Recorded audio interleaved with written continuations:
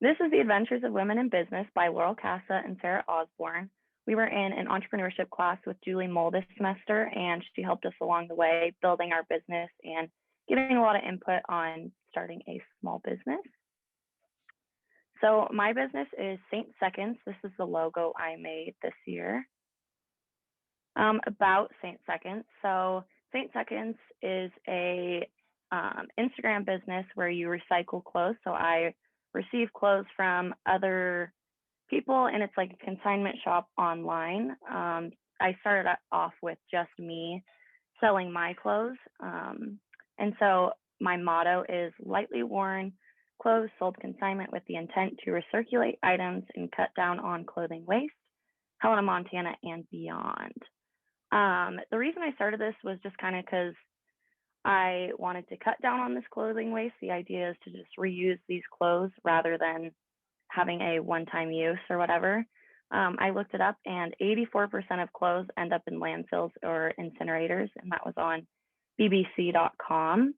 And that was just kind of my main reasoning, but I'm also really passionate about clothes, and I want to be in the industry kind of, and I felt like I could make money on the clothes I no longer wear and help other people get them. And I started it on January 7th of 2021, and I posted my first post on Instagram, and it was kind of just an introduction of my idea, like what I'm going to be doing with my page. And since then, I have had 297 posts, and I have 455 followers, so that's pretty exciting. So how my page works, I typically post 3 posts at a time, and so you see right there, like I posted a sweater and shoes and a tank top, and people will either message me or comment on the picture and say, I'd like to buy this item, and I will either meet up with them or I'll send it in the mail with the post office, and they just pay me through Venmo, and I have them pay for shipping, and so it works really easy. And if I am selling somebody else's item, I get 50% and they get 50%. So that tank top was actually not mine. It was a girl who sent it to me, and I sold it, and I Venmo her the 50% of the profit that we made. I don't use any softwares besides Excel right now. Like, I eventually might invest in something, but they're around like $2,000 to $3,000. So I'm just taking it day by day. I don't think it's exactly necessary for me right now. And a software would be just to like help keep track of who consigns items with me. But right now it's not too overwhelming. And so I can kind of keep track of it on my Excel sheet. This is just what my profile page looks like. And on the right is my highlights. And so people can just click on those and see through that. My inspiration and my mentor is Kathy DeFries. She actually helped me this semester build my business. She had a lot of good ideas. One of her main tips for me was to do 50-50% with the consigner. Like, I wasn't doing that before. I was doing 40-60, and she really wanted me to emphasize that having a business, having a small business is a lot of work, and you need people to pay you for the work you're putting in. And so that was one of my biggest takeaways.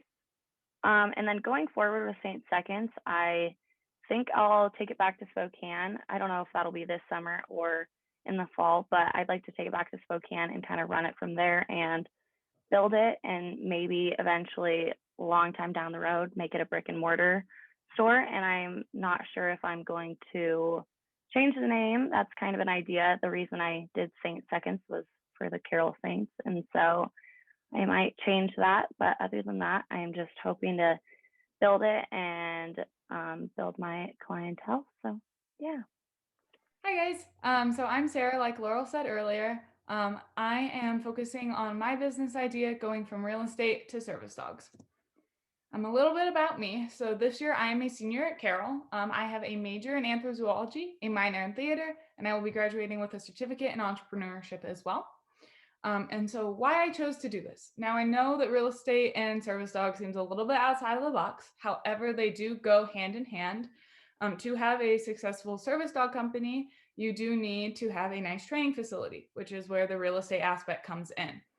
And then how I'm getting started with this is that I have actually been a dog trainer for the last 2 years, and recently just got promoted into management at the store I'm currently working at. So that is helping me develop my management skills along with having some training aspects under my belt as well.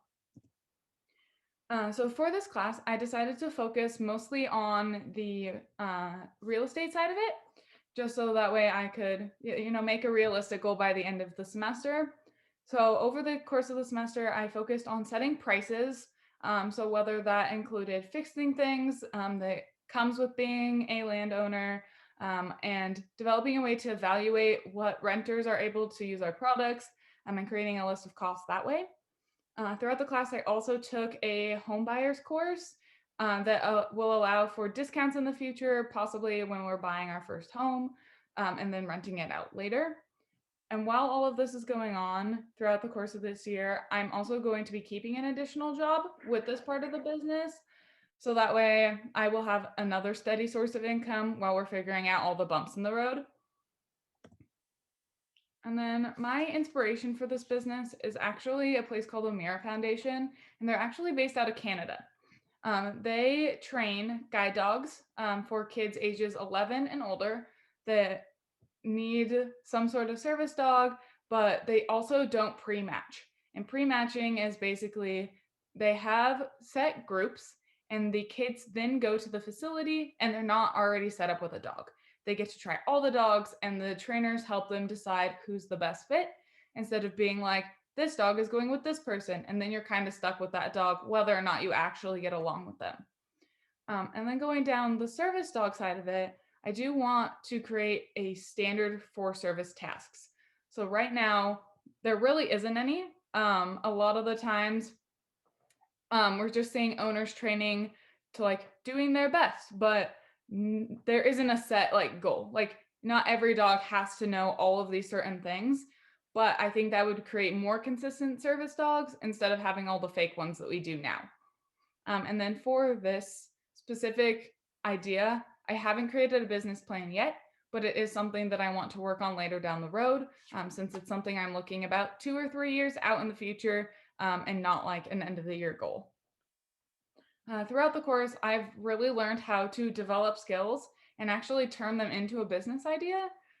And then all of the fun things that come along with that, whether it's financials or just being in contact with people and knowing people and being out in the community, and then really developing your story as well.